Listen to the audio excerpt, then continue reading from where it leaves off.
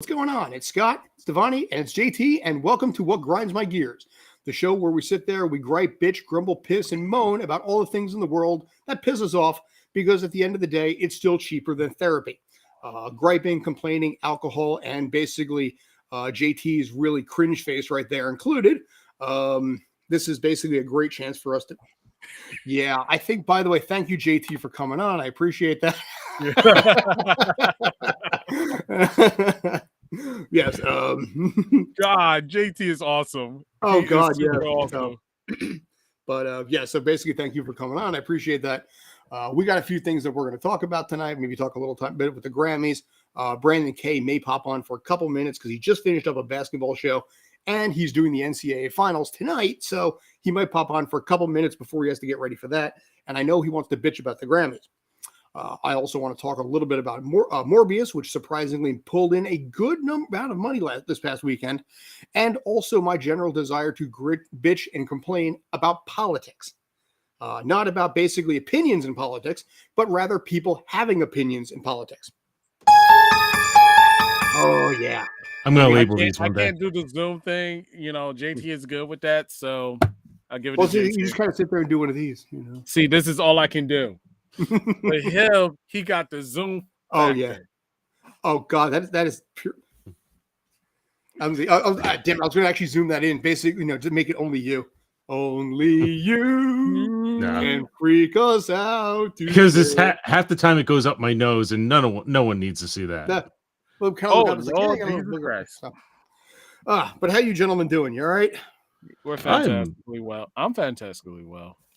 I'm in actually a very good mood. I'm in the best mood I've been in a very long time. I don't think I'm actually angry enough to be on this show tonight. I may not qualify. Well, one person who probably is going to be okay to qualify is Mr. Brandon K. Like I said, he just finished up his basketball show, and he's covering basketball tonight. So, welcome aboard. I know you want to complain about the Grammys. Yes, I do have Championship Monday to get ready for, but I couldn't pass up even a 5-minute opportunity to go absolutely ballistic on the institution that is the Grammys. Okay. All right. So we have whatever you want to call award ceremony, theatrical nonsense that the Grammy puts on a year-to-year basis. Okay. Now, we're all familiar. Yeah. We are all familiar with these award shows and their in memoriam parts where they do their best effort to remember all in that community that they have lost over the last year, which in it as a concept, obviously I have all the respect for, but it has to be done correctly. So last night, the Grammys had their in memoriam ceremony with Trevor Noah introducing it and specifically talking about Foo Fighters drummer Taylor Hawkins, who passed very recently. And they had this whole very beautiful, almost minute and a half video montage. You hear Dave Grohl talking in the background. This beautiful thing about the passing of Taylor Hawkins, which is great, which is fantastic. And I think absolutely needs to be, it's deserving. However, we go back one clock year to March, I think it was 5th or 6th, 2021, where this very same Grammys in this very same in memoriam part of the show had the worst tribute for one Eddie Van Halen that I absolutely almost got physically sick over. Because if you remember, and you can go look this up, it was no more than 20 seconds of seeing this soundless, video of him playing the guitar on stage, just, a black and white video. And then they show on stage his Frankenstrat guitar, which is the red with the black and white stripes all over it, on a guitar stand by itself with this spotlight on it, like I was at this glorified grave site. Nobody said a damn thing about him. They didn't have any real video montage about him. And I just wanted to put it into perspective that I think Eddie Van Halen is the greatest guitarist to have ever lived. And I want it to be known also, if you take the whole Taylor Hawkins aspect of it, I'm not so sure Taylor Hawkins would be playing music if it weren't for Eddie Van Halen's not only guitar influence, but overall impact in music. And for them to do last year what they did with that, and to kind of make up for whatever, it's absolutely absurd, and it gets me so angry with the Grammys. And that's not even just the way they view rock and metal music anyway. Going back to when Jethro Damn Tull and their freaking flutes won the metal Grammy over Metallica. 1989, yeah. And it's just between the Grammys and the Hall of Fame, the two of them together that I have to deal with on a yearly basis. Just, that's all I had to say. That really is. And this comes on the heels of what happened with the Oscars last week, where they left out in their memoriam people like Meatloaf. Ed Asner. Yeah, Bob Saget. They left out Bob Saget, for God's sakes. Meatloaf. Yeah. They left out Ed Asner? Yes, they did. They left out Ed Asner out of it. Now, I have my own theories on it, my little tinfoil hat theories when it comes to that. But yeah, I don't know what it is lately with the memoriam. If people are just like, well, this is getting in the way of basically who's currently here and what ad revenue we can make from this. You know, where it's like, we're going to have our little tribute. Good. But let's move on to the stuff that's really good for ratings. Wasn't Ed Asner in charge of the Academy at one point? He was the head of SAG for a few years too. Yes. Back in the early 80s. Back when he was doing Lou Grant, not Mary Tyler Moore, but the dramatic spinoff. But he also won I believe he won an Academy Award for Up. He was in Up. Yeah, which was 12 years ago. He was Up. Yeah. He was Up, yeah. You know, and I mean, okay, a lot of his stuff, granted, was TV, but I mean, he had a very, very successful and very strong movie career as well. And again, was a president of the Screen Actors Guild, and they left him out. So it was curious. Like I said, they left out. At the same time, you know what I thought was really stupid? Did any of you watch the YouTube video of Samuel L. Jackson being presented the Lifetime Achievement Award? And that wasn't televised. That was done the night before. I know. No, I didn't even hear about. Yeah, no, I can't. I can't deal with these institutions, man. I really can't. I thought that was broadcast. No, that was not done the day before the Academy Awards. Yeah, they do a lot of that stuff. Slap in the face. That is truly a slap in the face. Yeah. Not to mention the fact that guys like barely 60 years old, maybe. But I mean, and you can't even use the excuse of, well, you have to do what's popular, because Samuel L. Jackson's been popular for the last 30 years. Why wouldn't you show that? True. His star hasn't I don't know when the last time was his star was ever even this high. So yeah. I have nothing else to add to that. I kind of agree with that. I don't know if I fully agree with the Eddie Van Halen thing. I don't watch the Grammys because it's the Grammys. But from the way you described it, at least, I would have to see it. But from the way you describe it, it sounds pretty honorable. But it's even if that was, let's say that was the way they did it consistently for everybody. I just think the level, it's got to be, you got to do better than that. You can look it up. Just going from the 11, 12 seconds that was showing this guitar in a spotlight on a stand with this musicless, soundless. Just how old was Eddie Van Halen and how did he die? Youngish, you know, like early mid 60s and of cancer. But not even that. I mean, like Eddie. I mean, the band was named after the guy, for God's sake. In fairness, fucking Van Halen. Yeah. Funny enough, there was actually when I was at my previous job, I used to listen to our New York-based radio station just to kind of make sure it was on the air. And our news reports were the same for every station we had. And when we did the news around the world, the day that Eddie Van Halen died, it was just like, this important story, 2 minutes. This important story, 1 minute. Also, in the world of music, Eddie Van Halen died. Well, that was it for the 3 minutes of the news. We'll be back in 10 minutes. It's ridiculous. It pretty much sounds like they had an issue with Eddie Van Helsing. Like they had no respect for the guy. You know, Van Halen, though. I mean, and if that's the case, that's the problem. I mean, what people do we have in these high institutions that's supposed to recognize the greatness of music, but you're not going to do that. You're not living up to your own values. And when this came out, I was so upset that I looked up tickets to go to the Grammys headquarters and go outside and protest.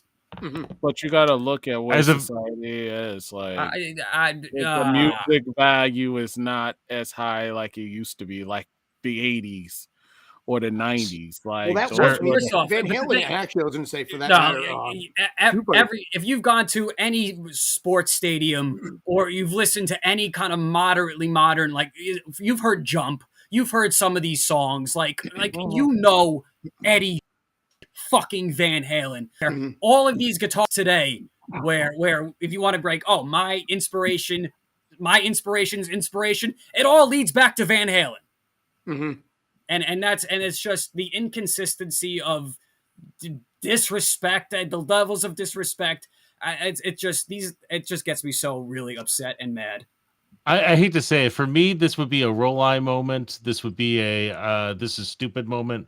But sir, as an angry complainer, I got to say you might be a little too angry over this. No, it keeps me up at night. I think I am perfect. I am perfectly in the right amount. I'm in a sweet spot of anger on this topic. It's just he's just staring at the ceiling, going, Eddie Van Halen. They screwed Eddie Van Halen. Well, actually, this might make you feel better. Come on, like I had to. Come on, do better. Grammys, do better. Dude, you know what? But here's the thing. The Grammys are so, That's all I gotta especially say. more now than ever. It's all about what is recent.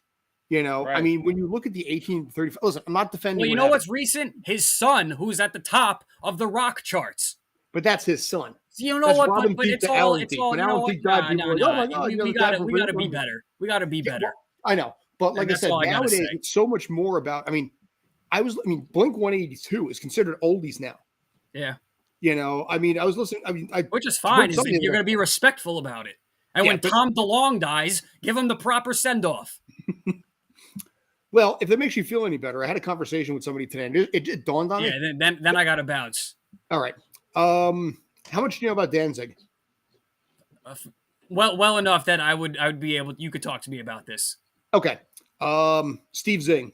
Yeah. I realized that I know him, and I know him really well because the guy that owns this house, Steve Zing, was in his wedding party.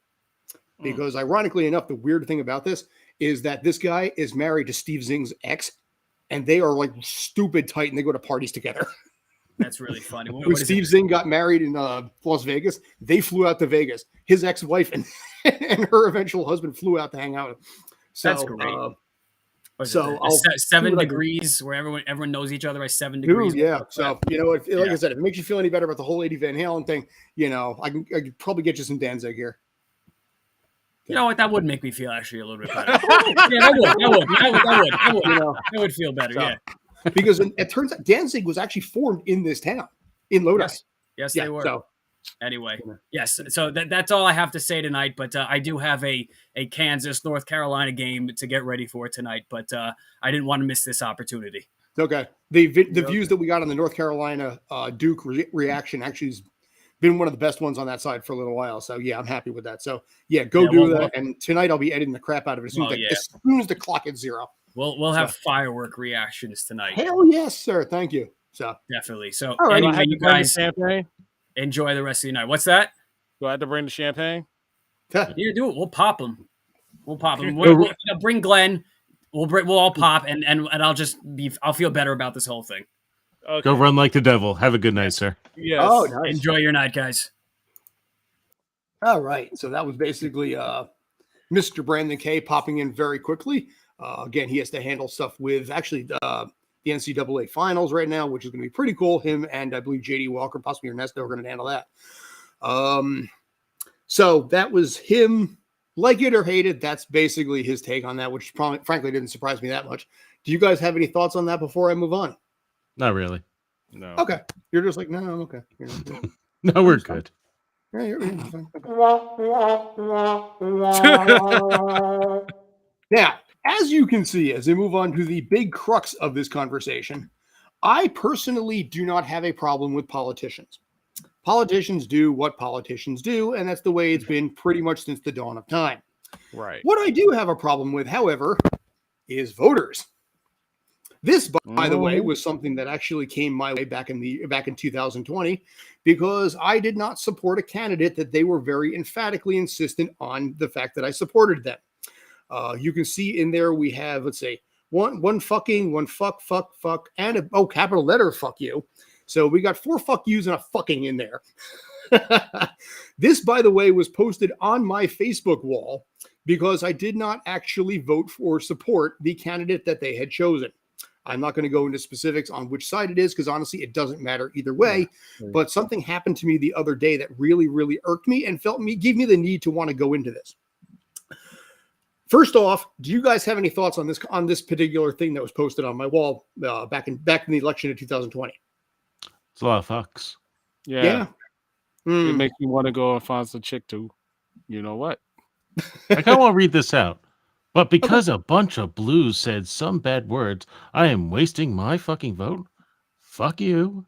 Fuck you. Fuck you. Your selfishness is more important than you than anything for anyone else. And again, fuck you. Yes. Wait. I'll do it even better. This time, I'll do it good.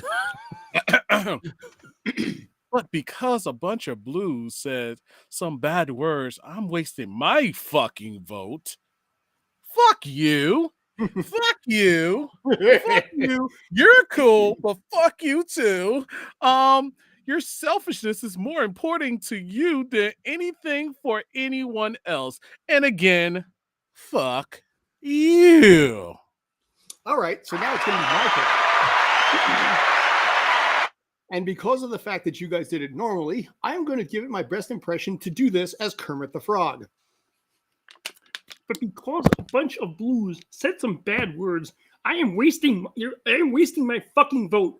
Fuck you, fuck you, fuck you. Your selfishness is more important to you than anyone else. Again, fuck you. Do you want me to do the Joker impression, Mark? Is this going to be the show now? We're just going to figure out every different way to read this. Yes, we should. You want me to do the Mark Hamilton Joker? Please. Oh my God. Please.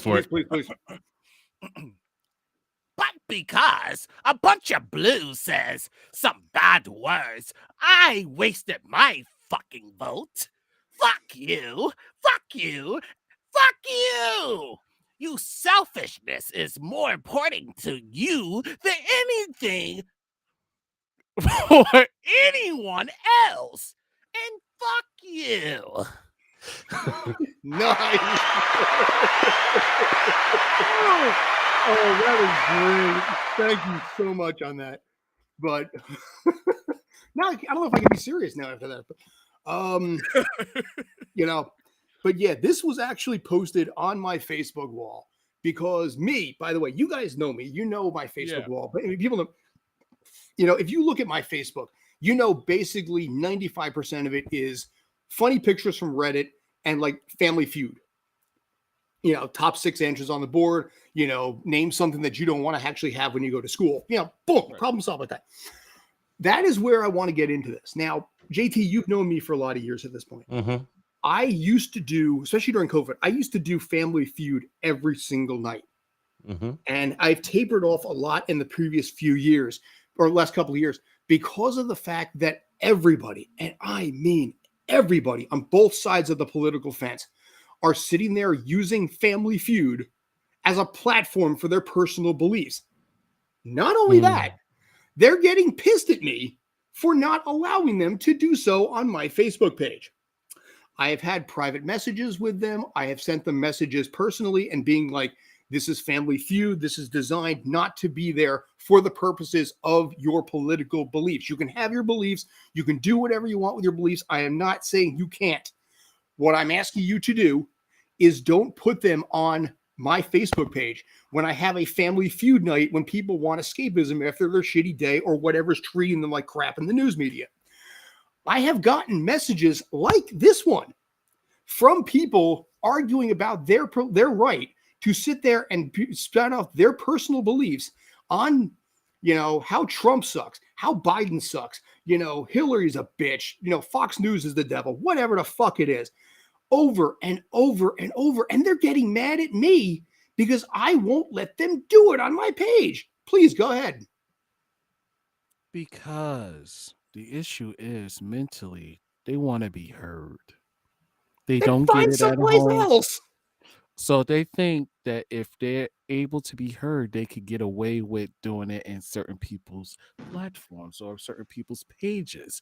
And when people like us pretty much tell people, can you please stop posting negativity or political views on my page? I would like to keep it peaceful and calm. You know what they say to us? You want to know what they say to us? Fuck you. Is Exactly. Mm. Do they Yeah. say, but because a bunch of blues said some bad words, I am wasting my fucking. It's weird. Here's the weird thing. When Trump was president, I had to have that conversation with the anti-Trump movement every single friggin' night. Now, I'm having it pretty much every single day with the anti-Biden movement. Like I And it's really, like I said, it was gone for a while when Biden became president. But now I'm seeing people on the other side of the fence that are sitting there and being like, well, basically, this would be better if Biden wasn't president. Fucking Grandpa Biden. It's like, oh my God, shut the fuck up, man. It's Family Feud. It's like, name 3 things that you want to see on a dog. And it's like, well, basically, how about, that I'll take that collar and put it on Hillary. It's like, shut the hell up, my God. It's like, oh my Christ, man. And I've stopped more or less doing Family Feud because I've gotten tired of it. I've stopped more or less doing pictures from Reddit because I am sick and fucking tired of having this conversation with people privately or publicly, whatever it is, and being like, dude, keep your politics on your own friggin' page. Let me have mine and don't get mad at me for not letting you voice whatever your angry, pissed off, voting belief is. You have your own page. You have thousands of Facebook pages. Don't use mine. As a show about, I'm sorry, Devani. Go ahead. I was going to say, as a show dedicated to people who are angry and speak angrily for entertainment purposes, this is going to be a little mild. But basically, I try at least not to get into it with social media with most people because I realize how futile it really is. I have a Twitter account, but I don't actively post on it. I have an Instagram, but it's just basically pictures of places I visited. And my only true by the way, Manhattan, by the way, I don't point that out. Yeah.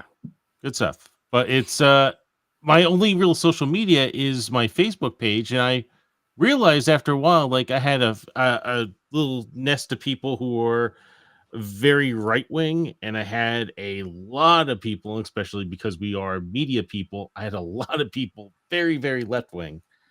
And one day I decided to take a look through my friends list, and it went from, I think, somewhere around 430 people to 220 because I just started going through people and going, done with you, done with you, done with you. And not people I was like, if I see them in real life, I wouldn't like totally blow them off, but it's like, I don't want you reading any of my stuff anymore. I don't want you commenting on my stuff anymore. I don't want to read your stuff anymore. It's best if we just don't talk for a while. Exactly. Yeah. And you know what? Oh, sorry. No, please. Okay, so and it's a pretty much a release for you as the individual because once you have a toxic person and they're always toxic, you have to get rid of the cancer. Yep. I cut it out. That's what you got to do with cancer in general. Yeah. Now, I will be honest with you. I used to be very, very, very political when I was younger. Imagine a teenager who never listened to whatever was top 40 and instead spent 8 hours a day at least listening to talk radio. That was me as a teenager. So I'm well versed in how the emotions go with that. But I grew out of that shit when I was 18 because I realized that basically, arguing with people that are not going to see it your way is a waste of energy. Exactly. But apparently what I learned at 18, and I'm a slow grower in a lot of ways. I really am slow on the uptake in a lot of ways. The fact that I picked this up at 18, but I still have to have this conversation with 60-year-olds bothers me a little bit. Now 6 years old? 60 years old, 60. Oh. Sorry, I fumbled it a little bit when I said that, Yeah, so for me, it was one of those things that I just want to be left alone. You're allowed to have whatever your beliefs are. I'm not debating that either way. I got my own attitude, but I'm trying to make everything that I do, for the most part, escapism from that. Streampunk entertainment is meant to be escapism from current events as much as possible. Uplifting stories in a minute. I had that. I'm going to show you this one in a sec too. when I did JP remembers this, but I have a channel that I'm getting back to called Uplifting Stories in a Minute. And what it is very simply short 1-minute stories about just average people doing awesome things for humanity. Nothing exciting, nothing really involved. So that's one basic example. If you see that picture there, I see no pictures. that's because I took it off. So this was a story I did at one point. This is a girl that was a 17-year-old girl who who invented medical stitches that change color when there's infection. So typically when you have an infection, you have to wait for the infection to physically show before the doctors can take action. This 17-year-old woman figured out a way to actually have the discoloration show up before the infection really took to the surface. So doctors can get a head start on it. 17 years old, won like the teenage junior Nobel Peace Prize, something like that. She won like a huge academic award, 17-year-old woman. Now you can see what this entire channel is right here. Let me hide that. You get a feel for what this is. I mean, just it's a puppet on a green screen, average, just 1-minute stories about just cool people doing cool shit. This one gave me, in this case here, and I want to pull this one up. This was great.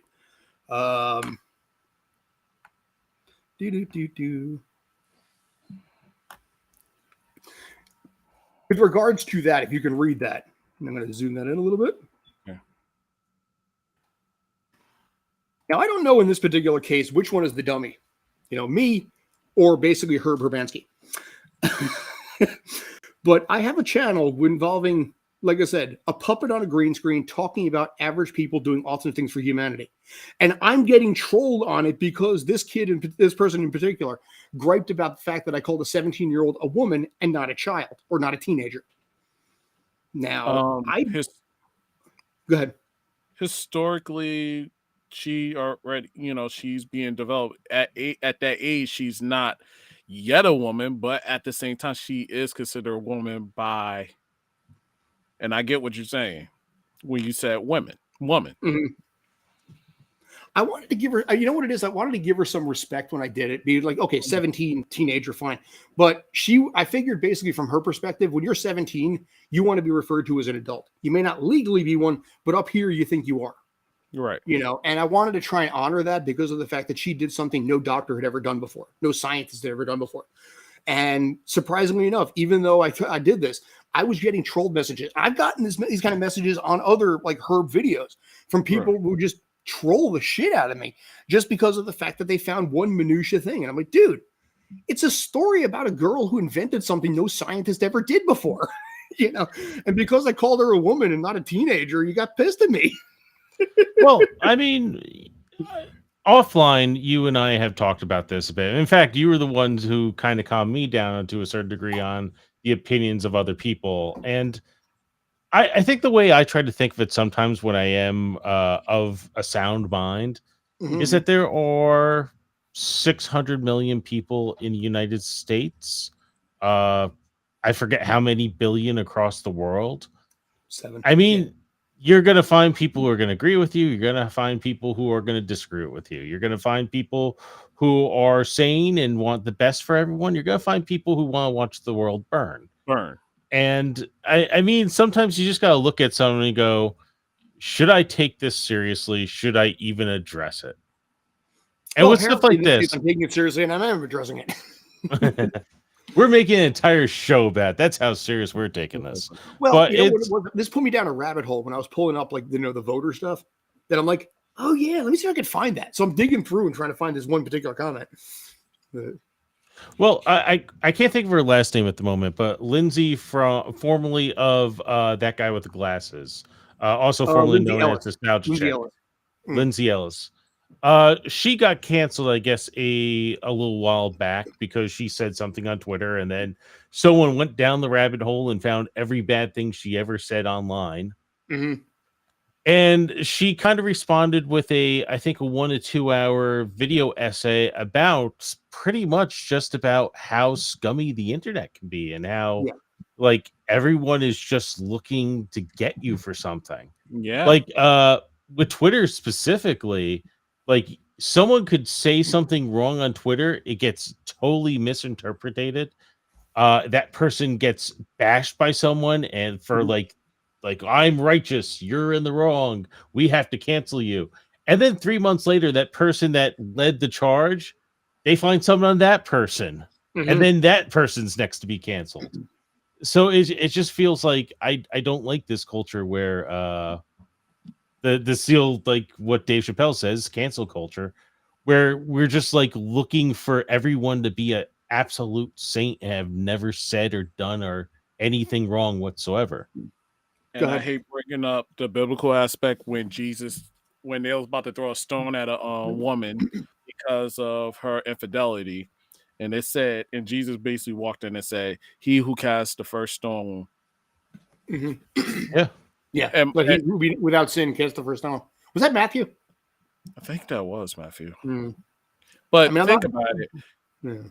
That quote basically indicate if you ever sinned or did anything wrong or anything else, then you could throw a stone. But if you have, you couldn't throw no stone, because just by you throwing a stone, somebody could throw a stone right back at you. That's why I don't agree with cancel culture at times. Yeah. There's a lot of stuff that cancel culture does that's really a slap in the face to, and it's hypocritical. Now, Jump the snowball that, if I can just jump in, I apologize. Now, the snowball that started that avalanche of cancel culture, I do to a degree do believe in, because it was Harvey Weinstein and no one could stop him. And that was the beauty of using social media. It stopped a real monster. Right. And then along the way, we found some other monsters and we stopped them too. But now it's like that all the monsters are being slayed. Now it's like we have to look for every little monster. We got to find a new one. Yeah. Well, see, that's where I think part of the issue is the fact that if you're the one to break the story, and I'm not talking just news, I'm talking individually, the likes and the retweets are an ego boost to you. So what you get for being that person, whoever I'll use James Gunn as an example. We've used that before, but whoever that person was that broke, that comment that James Gunn had 10, 12 years ago on Twitter, the likes and the retweets and the attention they got for being that person fueled a lot, because now everybody else is like, ooh, look what I can get. And that's the whole, well, you know what? They've got theirs. I got to get mine. I deserve mine, and then just pull them down. And that's and that's exactly a point there with, like, again, Harvey Weinstein, terrible person, was going to continue to do bad things if no one stopped him. James Gunn said something in very poor taste, like a decade earlier, and had apologized for it. And then one day everyone just went, hey, he said this one day. We got to get rid of him. Same thing as Bill Cosby.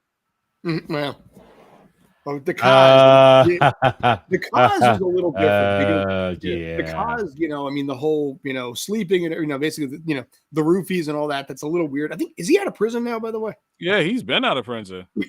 I'm just going to say this, because he was too old to continue raping people does not mean that he wasn't a bit of a monster. Yeah.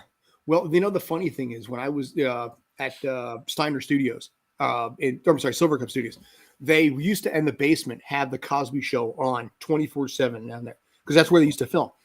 When all this stuff broke, curiously, the TV was off, but it went from 24-hour Cosby and this one TV down the hallway to never on again. Wow.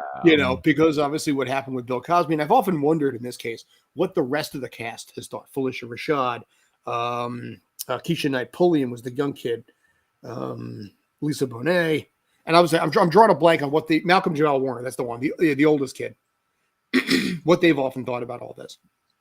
From what I've heard, they really thought he was just a big inspirator, the person that tried to mentor and encourage.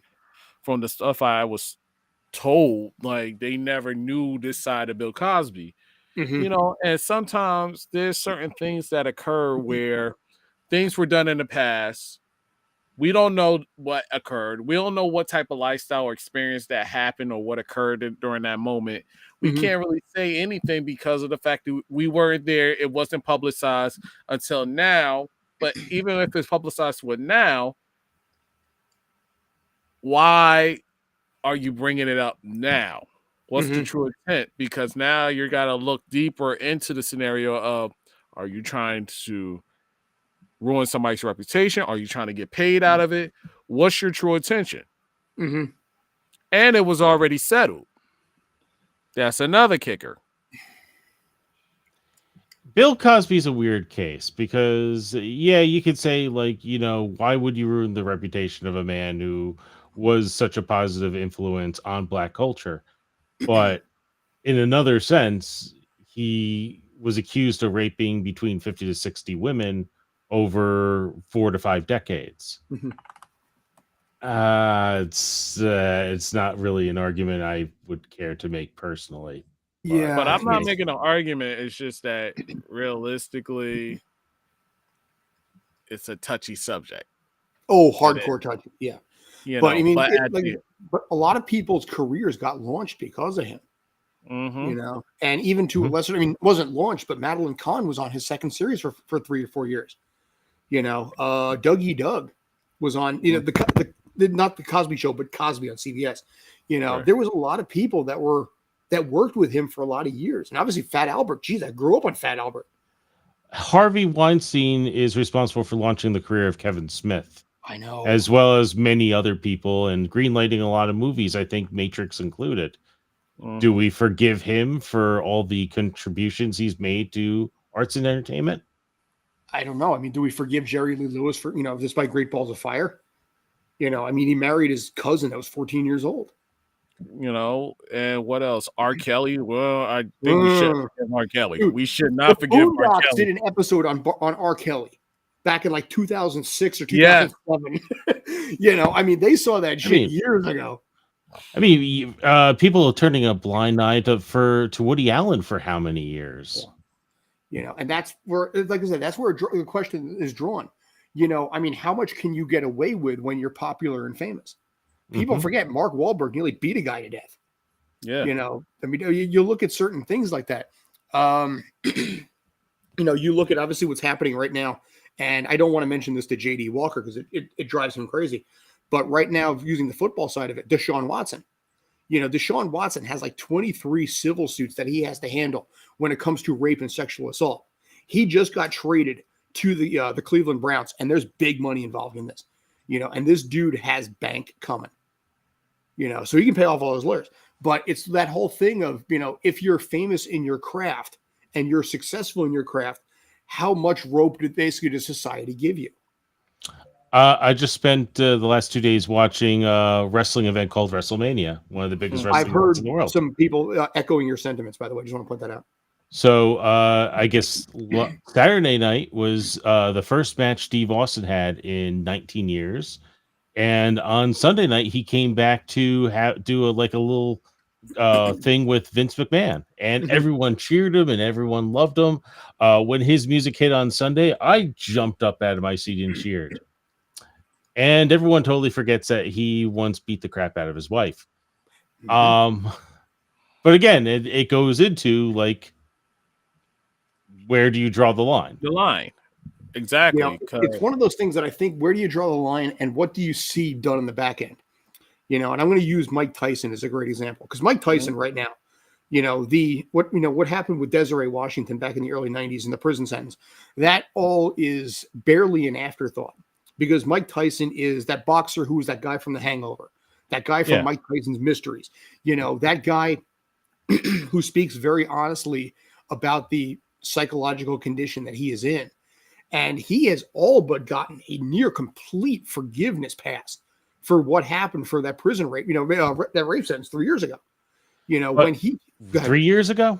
Or no, I'm sorry, No. that rape prison sentence he got for 3 years. I should have said. No, Yeah, he was so in prison for 3 years. So yeah, he did get a pass on it to a certain degree, but he went to jail. So he did to a degree.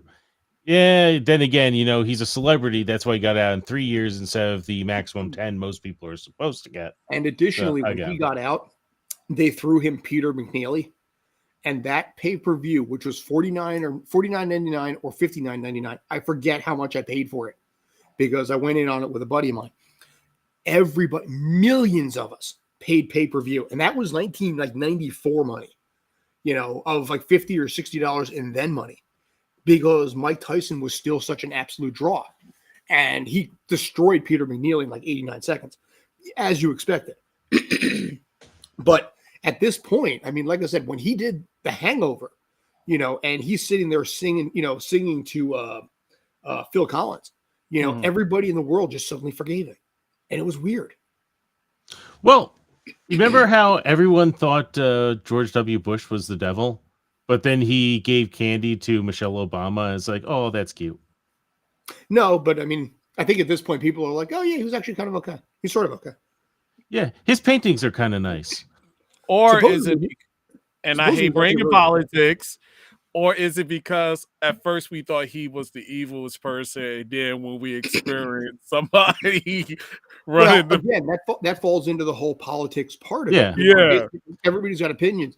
And in the earlier-ish days of the internet, pre-social media, back then when Bush was president, we barely had Facebook. MySpace was still the big thing, if you recall.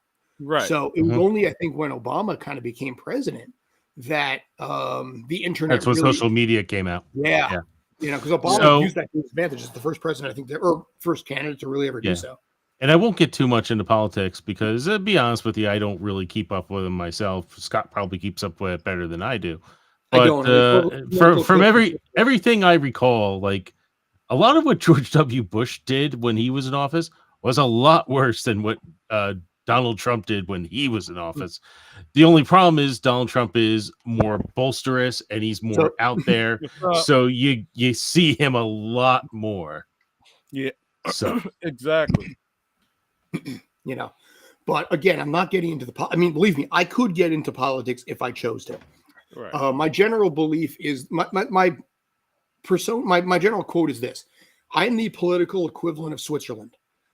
I remain neutral. Leave me alone. If you attack me, I will destroy you. And that's pretty much how I roll with this. And I've gotten shit for that too, because like, well, how could you not sit there and voice your opinion? You make a difference. No, Because the way I make a difference is to basically make people's lives better on a day-to-day basis. That's my job. when the last person I dated, I think I told them like I'm a moderate, and they immediately jumped on me on it. It's like, what does that mean? Is that the one we met? Possibly. Mm. But it was on she didn't really jump on me, not violently, but was kind of like, what do you mean by moderate? Because in the eyes of anyone on the right or left, a moderate is instantly the opposite of whatever they are. Bingo. Right. Yeah. And if you're not with us, you're against us. Only a Sith and hardcore voters deal in absolutes. Right. Like me, during the pandemic of seeing that was too traumatizing because you saw friends attacking friends on political views, ready to strangle each other to death over their political views and who they favor the most. And you're like, dude, at the end of the day, whoever wins, would you really care? I love some of my friends are very, very sensitive to some of the topics within that. And some of my friends are trolls. And I love it whenever I should say I love it because I don't encourage trolls. I don't like trolls. But still, when some of the more softer people are just like, we can't let them in the office. They'll destroy the world. They'll bomb everything. They'll kill everyone. And then a few months pass by, they're in office, and they're just like, so, did they destroy the world yet? Yeah. How are they coming along? Oh, it's going to happen, dude. It's going to happen. No. It's coming. I remember when a certain candidate was elected to office, one of their haters straight up told me, it's like, in 3 weeks, we're going to have World War III because North Korea is going to destroy us all. I'm not going to mention who they hated in this particular case, but yes. And clearly that did not happen 3 weeks afterwards because while I do stay out of the voting aspect of it for the most part, I am typically aware of what's going on in the world. So if World War III happened, chances are pretty good I would have known about it. Right. Or we'd probably be dead. Actually, statistically speaking, if they nuke New York City, chances are pretty good we will survive. Yeah, Jersey was because the radiation. No, we are within the 30-mile blast radius. We will be blast dead. Radius. Yes, we will be. We will not exist. We will be ashes against the wall. I read something on the nuclear fallout because my brain works that way. But no, the odds are like 65% we would actually survive this because of where we're physically located. You would have to be, secure. You would have radiation fallout, but you would not be like ground zero of it. Well, it isn't all right. You probably read more than I do. The last I had heard was the radius of the explosion is at least 30 miles, and I know I live within 30 miles of New York City, so I just figured I'd be dead. Well, I mean, how about this? Let's not find out which one of us is right. Right. That'd be That would be nice. really That's sucky not to up be to like, us, "Oh, though, right. but it'd be nice. Slice. Cut it. Yeah. Cut, print, edit, checking the gate. We're done. Anyway, moving on. But yeah, so bottom line is this. It's like I said, it irks me because people force opinions on people that don't want them.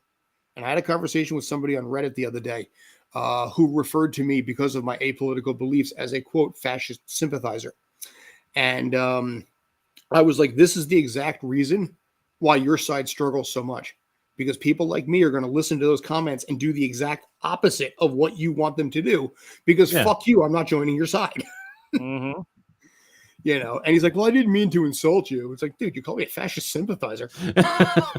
I've been a Zen Taoist since 1994. What are we talking about here? You're definitely a Nazi. You sound just like a I've Nazi. heard that one too. It's like, dude, I'm also Ashkenazi Jew on my mother's side.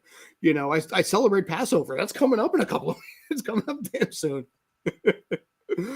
But anyway, yeah, like I said, it's one of those things that to me, like I said, it hurts society, I think, more than it helps it. Right. And why can't we all just get along? No. No, apparently not. Not enough money in it. Anyway, moving the hell on that one. So thanks as always for that part. So I wanted to talk to you. Have you guys heard about Morbius at all? Yes. I've heard of it. Okay. My experience with Morbius came from the 1990s Spider-Man series. Spider-Man.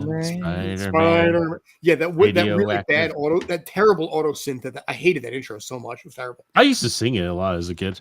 Yes. I like the X-Men one, or actually Wildcats. I don't know if you guys remember Wildcats. Wildcats. That's the one. It was opposite. It was opposite X-Men in season 1. I used to tape it one on the VCR and watch the other one. But no, Spider-Man Morbius. The only way I knew Morbius was from that. There was a mini arc in that. Yeah. Morbius has a 16% Rotten Tomatoes critic rating right now. Yet pulled in 83 million over the weekend. I know you guys. I don't think either one of you guys have seen it yet. But Nope. I'm curious to get your thoughts on it. If you were considering it, if you don't want to see it. I heard the reviews and I decided no. I had my intuition kicks in, and it's not because of Jared Leto. I know Jared Leto probably did a good job playing Morbius, but I feel like regardless of who the actor is, they can only do but so much. I think it plays on the director and the production company, who is Sony Pictures, because it's like too many cooks in the kitchen when it comes to doing that movie. That's what it felt like. Which is kind of funny. It's because they only have the rights to the Spider-Man properties, and there's not too many Spider-Man properties they can take and build to the level of Spider-Man. I don't even think Morpheus was at that level, so it was kind of weird that they chose this. Like, this is going to be our next big blockbuster hit. But I don't know. I as much as I like the animated series version of it, I knew this wasn't going to live up to the hype, and I seem to have been right. Now, right now on IMDb, on about 700 reviews, it has a 5.2 rating. The basically in this case here, do you want to take a shot? Boy, girl, and what age group has the lowest rating on this? I would say guy, male. Okay. Do you want to take a shot? Yeah, guy is correct. You want to know the age though?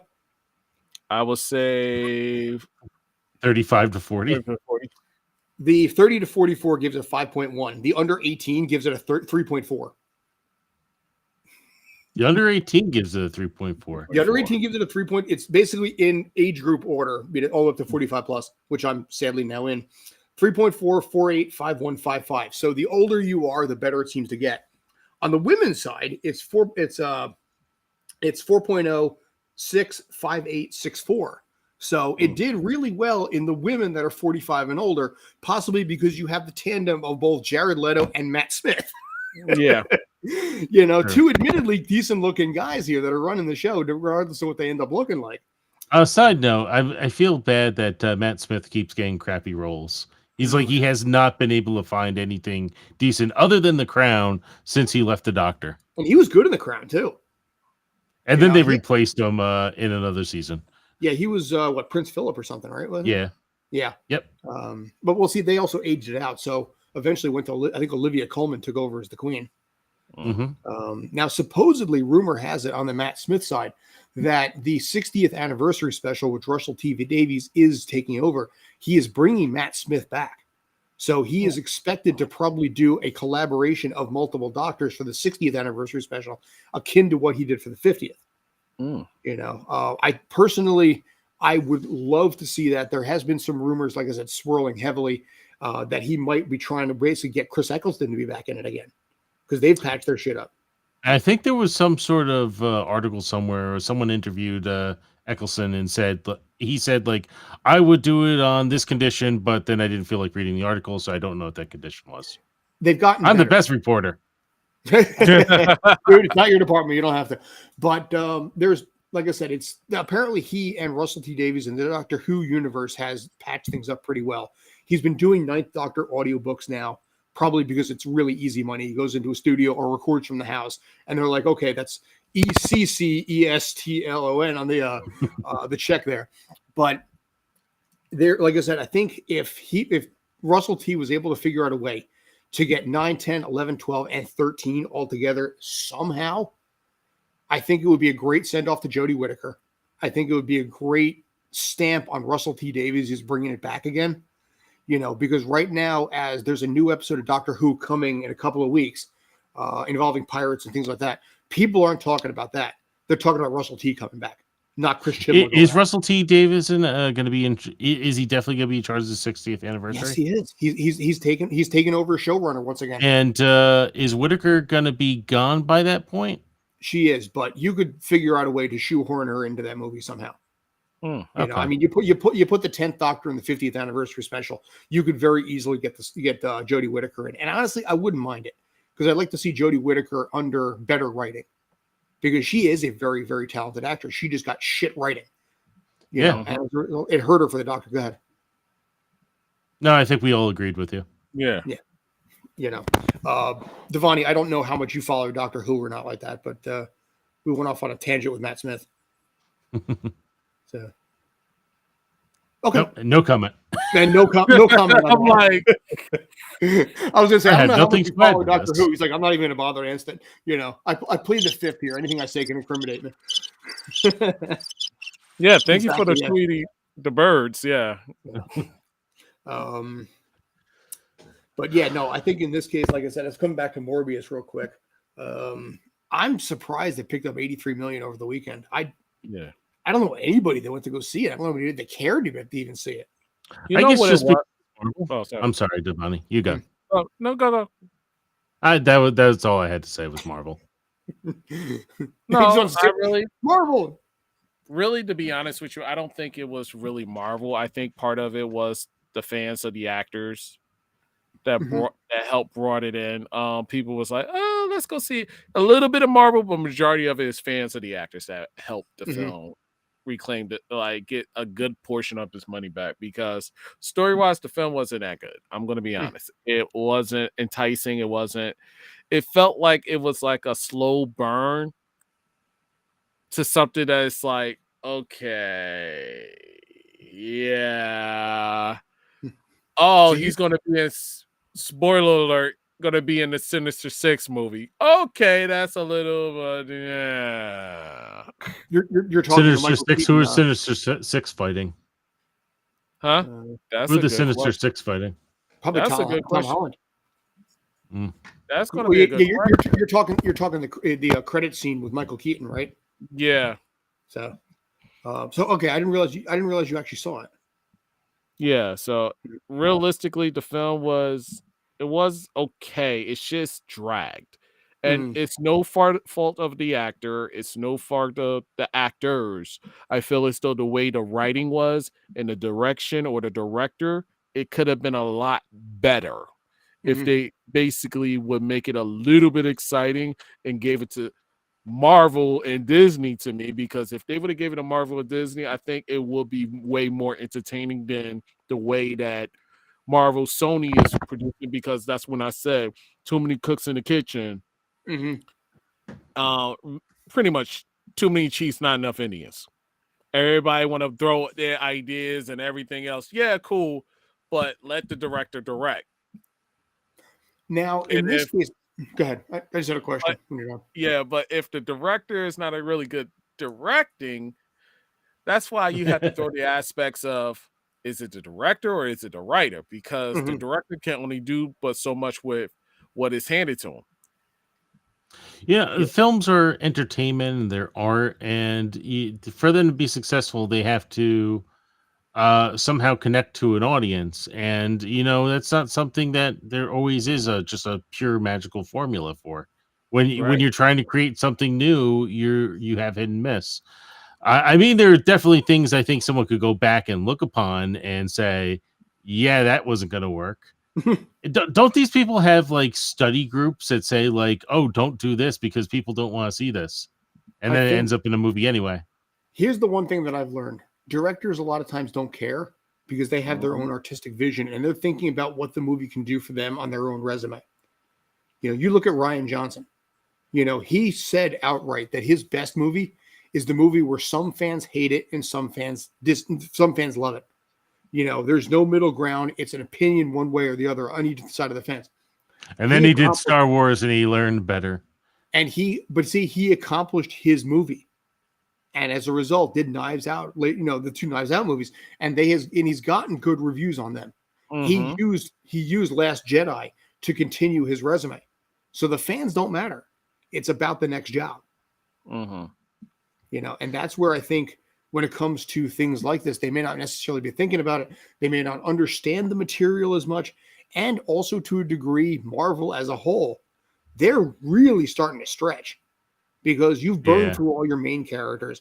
You've got now a 4th Thor movie coming out at this point. And Thor was borderline B. I would say probably more of a B character, not even an A character. Yeah. I'm getting kind of annoyed with this, where all the TV shows are now towards characters I think you would want to go see in theaters, and the movies are towards characters you may have never heard of before and should probably hurt them. Like, I'll be honest, until the Shang-Chi movie came out, I had never heard of that character before. Same. And I just barely knew the Internals. And what was the other movie that's coming out soon from Marvel with the new character? Well, Moon Knight just came out on Disney Plus. Okay, true. Moon Knight. We What If Part 2, around 2. Yeah. Yeah, even Moon Knight. The only reason I knew Moon Knight is because in the 90s I happened to buy a random Spider-Man comic where he teamed up with Moon Knight. Other than that, like, granted, then again, the only reason I knew Daredevil is because I got a firefighting comic in 3rd grade with Daredevil starring in it. No, I knew when 2008 when they had the the Marvel comics where they issued and showed you updated superheroes. And Deadpool was one of the updated superhero characters, and that's what made me really like the character. But I was never ever able to actually buy comic books at the time. That was the first comic book I had. So, and I think Daredevil became popular because of the memes. So you discovered him through a comic. I discovered him because people on MySpace and stuff were just sending me pictures of like, here's Deadpool just shoving meat down a vegetarian's throat. Oh, and the Shirokin punch. There he goes. Oh, you can. Nice. It's like, wow, you little, hey.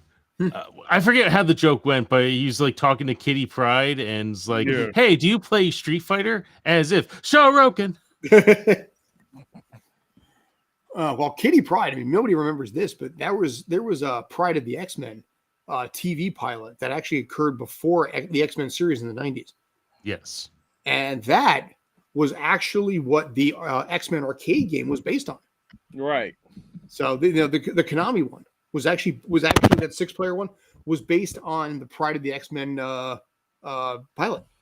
It's funny. I'm partially colorblind, but I always played that video game and went like the color palettes were way off. They were just And- terrible anyway. No, it wasn't here with them. Yeah. Well, see, But- that was go ahead. No, I was just gonna say, but the color palettes did match that TV show because I did Yeah. catch it a little later on. Well, see, that was the weird thing about Konami back then, because they just had this system where it's like, all right, we have the cabinet, X-Men, great. Let's reskin it. Simpsons, great. Ninja Turtles, great. Same exact game in every single way. If you knew basically how to do one move on one thing, you knew how to do it in all of them because it was just simply punch, attack, jump, or hit them both at the same time for a special move. Simpsons did it. Ninja Turtles did it. X-Men did it. And it's just like, it's almost like Capcom had their side-scrolling final fight that involved Cadillacs and dinosaurs or King Arthur or whatever it was, and then on the other side, you had the Konami stuff where it's just like a Ninja Turtles reskin. Right. Yes. And you know what? We paid money for it. Yeah. But I remember the Pride of the X-Men because Wolverine was introduced and he got stuck in a wall. His claws got stuck and he's like, "Oh, I'm stuck." By the way, he spoke with an Australian accent. The irony. Yeah. But I don't know. I don't know where to go with this, but yeah, I guess at a certain point we all get introduced to a character somewhere down the line and they just start to become popular. But I mean, like the introduction shouldn't be like the headliner or something. It's like professional wrestling. Mhm. The guy who had been wrestling on the independents for 3 months isn't going to automatically main event WrestleMania, but the guy who's probably been around 10 years and he slowly grew a fan base and Mhm. eventually was like, hey, this is just a really awesome guy and I've been following him for years. You get into that person. Or that guy- or that Again, guy with that- Shang-Chi, he's been around for years, but I was never really aware of him. I never read a comic. I watched the same cartoon shows you guys watched, the X-Men in the 90s, the Mhm. Spider-Man shows, etc. Never saw that guy. Never heard him mentioned before. And all of a Even when- sudden, he's starring in his own film. And even when they had like Marvel versus Street Fighter or Capcom versus Marvel, that's how I learned about a lot of new characters. I never knew who Blackheart, Mephisto, or any of those characters were until that game. And I'm like, wow, he's got really easy cheats, Yeah. Mhm. So, but yeah, no, it's there's so many characters at this point that Marvel's digging in, and it's almost like they're just scraping the bottom of the barrel to dig up whatever they can now. Yeah. And Morbius, I mean, I'm sorry, not Morbius. Moon Knight, I am caught up on. So I did watch the other episode the other day. I am really hardcore hoping that it does not take place in the regular timeline that all the other MCU stuff does, because they can start fresh and they can start new. Now they mentioned the Armenian genocide, which pissed off apparently some people out there Yeah. because of the fact that they're talking about real world events. Meanwhile, Disney has this whole thing with China going on, leaving that out. But I'm really hoping that they're, like I said, they're doing a different universe in this case, just to be able to just start fresh and not have it in the entire MCU that we know. Go ahead. I'm sorry. Now think about it. It could still be in the MC universe. It's just that they have to be a different entity. You know what it is, though? I'm tired of that. I'm tired of basically all of these things taking place in the Avengerverse, we'll call it. I kind of want to see stuff outside of that to start fresh and have its own, its own personal reboot. Welcome to the comics, my friend, in Marvel and Yeah. DC for the last 80 years. You know what Yeah. I want to see? Go ahead. I just want to jump in real quick. We were talking about Deadpool before. I actually got into comics around 2004 with Deadpool. Mhm. And when I did, the only series he was in at the time, because he wasn't overly saturated yet, was Cable and Deadpool. And it was a Mhm. great series and was easy to follow. And then 4 years later, in 2008, when people started to finally discover Deadpool, suddenly there was the Deadpool comic, the other Deadpool comic, Deadpool Team Up, where he teams up with some other Marvel character. Each one of these comics was $5. Mhm. And I did not make the money I make today. So, and you have to like Oh, by the way, he's also going to show up in this issue of Spider-Man, and he's going to show up and team up with the She-Hulk, and And basically, it sits at the very bottom. It's like, check X-Men Unlimited 793 for a reference that they put in there. And the movies are now becoming like that, where you actually like, you can't just follow like Ant-Man 1, Ant-Man 2, Ant-Man 3. You have to go Ant-Man 1 and then go to Captain America episode 3, and then go to Avengers episode 2, and then go back to Ant-Man 2. Otherwise, you have no idea what happened in between. Exactly. Right. And my that's rant where is it's so No, it gets so complicated by that. And that's where I think a lot of people are getting frustrated with it, where in my mind personally, it's so much ended with just, Endgame. Endgame to me was Endgame. But I mean, I'm looking right now, it's like Deadpool Secret Agent, Deadpool Art of War, Deadpool Secret Wars, 2 secrets, Deadpool kills Deadpool, Assassin, Pulp, Encyclopedia Deadpoolica. And it's just, I'm scrolling. Now let's take a look at the movies going on right now with the Marvel Cinematic Universe. So Endgame. After Endgame, what do you have to follow? Well, you have to follow the multiple TV shows that are now on Disney Plus. Spider-Man. You have to follow Spider-Man. Spider-Man. You have to follow out all the movies that just came out, including the Sony ones. Mhm. In fact, now you have to actually follow the old school Sony movies to understand what may happen in the future. Yeah. And all your old superheroes are gone. So who's leading the charge? You have Doctor Strange and Scarlet Witch, and it feels like the B team is kind of leading the next big epic moment. Yeah. And it loses some of the magic on that because, again, there's no connectability. Fans may not necessarily know much about Thor, but they've heard of Thor. They may not know much about Hulk, but they know Hulk. Captain America. Now, like I said, you're going into the D team. Yeah, if you're not gonna have the Hulk, and you're not gonna have Captain America, at least the Steve Rogers version, and you're not gonna have Iron Man, what is really the point of continuing on with this storyline? I mean, your big guy is Spider-Man, and he's owned by a different company right now. I remember Disney had said that they're going to do more Star Wars movies than you're going to be alive for. I think that same phrase also holds true for Marvel. It's like, what can, how much more can we scrape out of this franchise? I mean, they do technically have the X-Men now, but like the X-Men's oversaturated over the last 20 years as well. Yeah, but here's the thing about some of the X-Men stuff. I mean, not just X-Men, but you had like X-Men Evolution, Wolverine, and the X-Men. They weren't bad.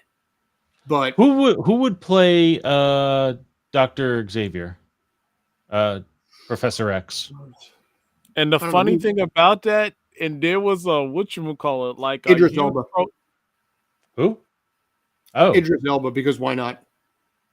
They said Will Smith or Denzel Washington as Denzel Washington's Magneto and Will Smith as Professor X. Here's what I'll say: the next Charles Xavier will not be a white dude. That's why I went with Idris Elba.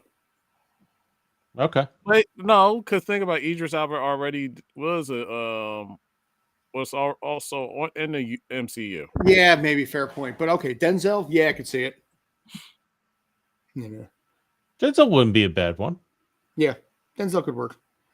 I'm trying to think who would captivate, but doesn't look like ridiculously ripped. I'm also thinking of Magneto, and it's like, you can't really milk that that World War II concentration camp storyline anymore. So Denzel should just be Professor X then. Yeah, but who would you have as your Eric Lensher? And what would their backstory be at that point? Yeah. I was gonna say, well, when in doubt, David Tennant. But I mean, I don't know basically how much Jessica Jones is already tied into that. Yeah. I don't know. Okay, we got to do an episode on that. Figure out, the what if. Yeah, how much time do we have in this episode? Whenever I feel like it. So we can, dude. With the thing about grind my gears is it basically ends when I feel like ending. But I do know that it has to be done no later than 9 o'clock. We're not going to run that long, but in this case, Brandon's kind of covering the NBA the NCAA finals. on this chat on this this login. So I'm trying to So- think. Yes. Doctor Doom, who would be a perfect Doctor Doom? that hasn't been That's a used. good question. Wow. Well, Wow. you know what? You got to think who Mr. Fantastic's going to be, which it's going to be. I think they've been leaning towards. I can't think of his name. Jim from The Office, John Krasinski. John Krasinski. So, who would be the perfect foil to John Krasinski? Rainn I'm Wilson. always- No, the Yeah. guy from who's the guy that Far Cry? The one that's the new Far Cry. I forgot don't his know. name. He's Spanish. He's like Afro Latina. Oh God, I forgot his name. Oh, Wait, give me a minute. Give me a minute. I don't. I'm losing track of actors. Well, there's so many of them at this point. He was in Do the Right Thing. He was in Breaking Bad. He was in Call Cell. Aaron Paul No, or He's, Bryan Cranston. mm-mm. neither. Oh no, wait, Dean Norris. You're talking the bald guy. No. Hold on. What I character forgot did he play? what character you're casting for at this point. I even forgot that. For Magneto. Dr. Doom. That's right. Dr. Doom, yeah. Dean Norris could work. I mean, he's used to There he playing. is. I evil found roles him. before. I found him. Found him. Found him. Found him. Who? Found him. Did you find him? He played in Star Mandalorian. He had the black saber. Oh, him? No, I Oh, think he's yeah, a little Pablo too old to Pascal? be. Yeah, I think he. No, not him. I know who you're talking about now. I think he's a little too old to be playing Doctor Doom. No, he can pull it off. He's getting up there in age. Let's see. I think Doctor Doom really needs to be like 30s, 40s. Well, No, they did- in Fan Four Stick they made him young. Whatever that guy's name was. I mean, to this day I actually haven't seen Fan Four Stick either. This actor right here, ladies and gentlemen. Oh, Giancarlo Esposito. Is that Giancarlo? Yeah, no, but he's Yeah. No, he hasn't done anything with Marvel yet, has he? No. Wow. No, he's in the other series, the Boys. Dude, you almost wonder like who hasn't done something in Marvel at this point. Not who has, but who hasn't. You know? I mean, now you got three doctors in there that I can think of, three recent doctors.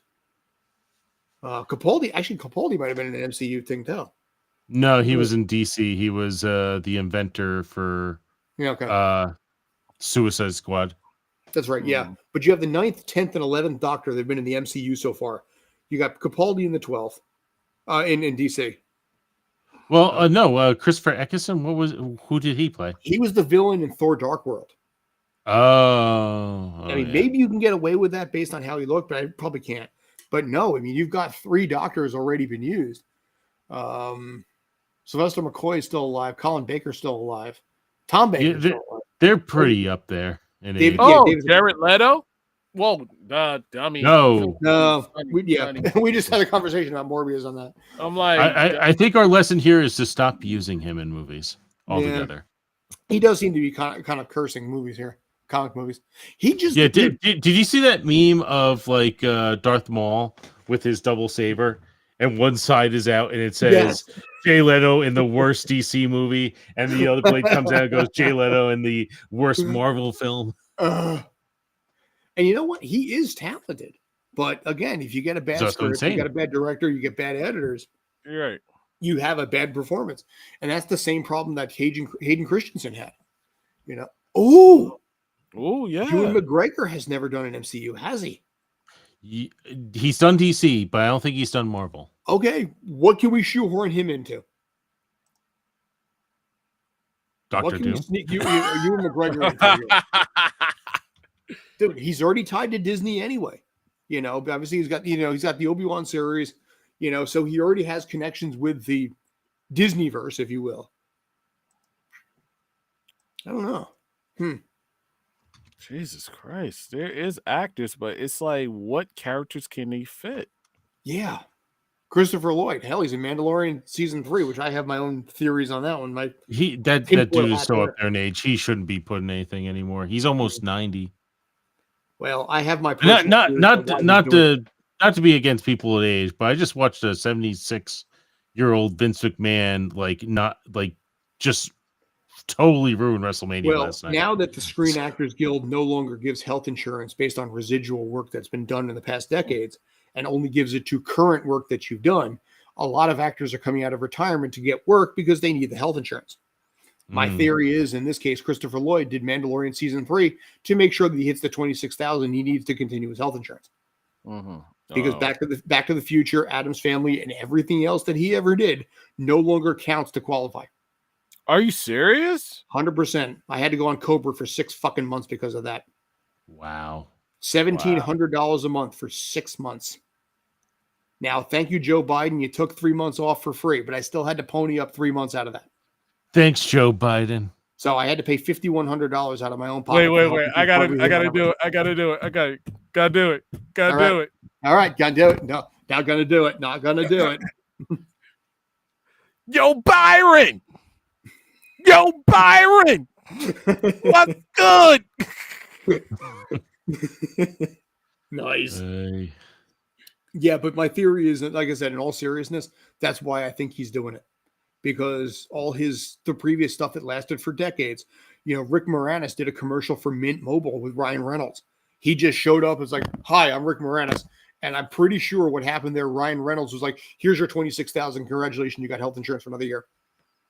Wow. Ed Asner, part of the reason I think that he was not honored at the Oscars is because he filed a lawsuit against SAG because people like him lost their health insurance because all the stuff he did for all those decades no longer qualified. Because out of nowhere, they dropped the bomb on us in the middle of August, during August 2020, in the middle of the pandemic, saying we have a $141 million deficit. We need to make it up right now. So we still had to hit our numbers, even though we were in a lockdown, and nobody hit their numbers. So I had to go on Cobra until I hit my proper numbers. Now I'm back on the health insurance again. But yeah, as far as people like Christopher Lloyd and people that have been around for a long time, yeah, I 100% believe that's why they did it. In terms of health insurance, I think there's a double-edged sword with the American healthcare system. I do know we get in there a lot faster than people across the world who have that free healthcare, but at the same time, it's just like ours is ridiculously overpriced, and it's you shouldn't have to be killing yourself to survive in order to have the proper insurance to not get sick and die. You shouldn't have to be doing stuff that will get you sick and die. You mean the days that I'm out there in 20-degree weather and snow and sleet at 4:00 in the morning to qualify for health insurance? Yeah, I don't know what you're talking about. Yeah, or working at 2 a.m. for a decade plus because you need that health care. Yeah, I know. I mean, the good news for me is I'm like 2/3 of the way there, and I have 6 months to requalify for the rest. They get my other third, but it's a tough situation. And I supposedly, rumor has it, is that the reason our health insurance is so high ends up making the rest of the world less expensive by comparison, because the companies are all like, we're going to charge the shit out of the US so we don't have to charge everyone else as much. If in London, in England, if you don't have health insurance, you can actually buy government health insurance for £300 a year, which comes out to be like $450. But even if you go into a doctor or anything, the price of a visit is nowhere near as much as what's charged in the United States. Right. I had a situation 3 or 4 years ago where I took, against my better judgment, I took prednisone. Now, I don't know if you guys know what prednisone is, but it was an anti-inflammatory. It's basically it's for colds and flus and things like that. But it has 3 major side effects: steroid rage, uncontrollable bowel movement, and also chest constriction. Day 1, I had uncontrollable steroid rage. I almost beat the shit out of 3 old ladies in an elevator. Day 2, I had bowel loss. So I'm sitting there in wardrobe given to me by a CBS series, and I'm doing what I'm calling a gravy leg. So I'm returning the wardrobe, and the shit is coming down my leg. Day 3, I was on the set of Law and Order SVU with my car, and I had to leave early because it felt like fingers were reaching inside my chest and squeezing my heart. And at that point, I went to the hospital.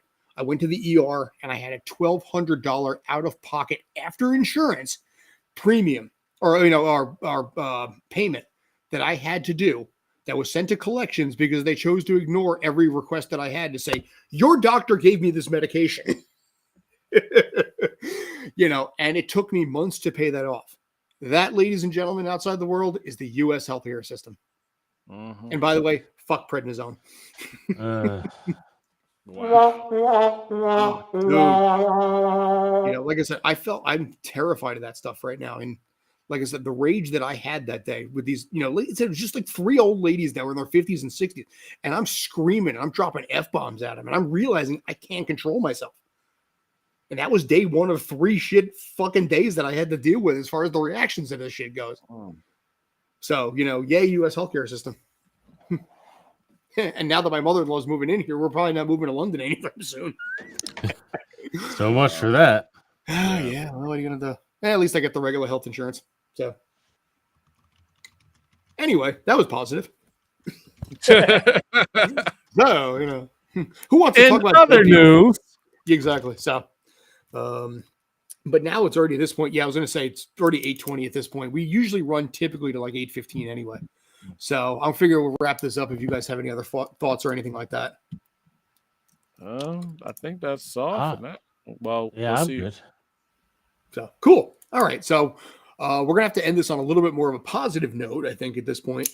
We got 2 shows coming up tomorrow. We got the Sports Den, where we're going to do breaking down the NCAA championship and also breaking down the MLB preview because, surprise it or not, we got baseball coming back starting basically later this week. So we're going to do that a little bit per JT's suggestion. We're going to probably do for Tales from the Film Set. I think you've mentioned something about like the worst jobs we wish we never took. So no, it's kind of like the lessons we've learned from the jobs we shouldn't have taken. Yeah. So I won't give it here, but basically, tomorrow's show is going to be my last show for a while. Yeah. I'm taking on But a new for good job. reason, though. Let's clarify where that. Good my reason. schedule. Yeah, I'm taking on a new job where my schedule is changing, and I will not be able to come on the show for a bit. But I figure for a last one, we'll teach some life lessons and some things that we've learned in our time here that we can pass on to you. Oh, yeah. And basically, between all of us, we've all had jobs that we're like, oh, my God, I can't believe I took this shit. And, yeah, you already know I have a few of those, too, in the film industry. I'm here. Yeah. So, yeah. But that'll be tomorrow night, Sports Den, 4 p.m. Find that on Stream Punk Sports and Zingo TV, 249, 250. And then Tales from the Film Set will be 3 hours later at 7 p.m. Eastern on the Tales from the Film Set YouTube channel and also Zingo TV channel 249 and 250. So, any other final thoughts, gentlemen? No, we're good. Let's wrap it up. Cool. Okay. So thanks as always for tuning in. I appreciate everything. Thanks a lot and take care. Bye-bye.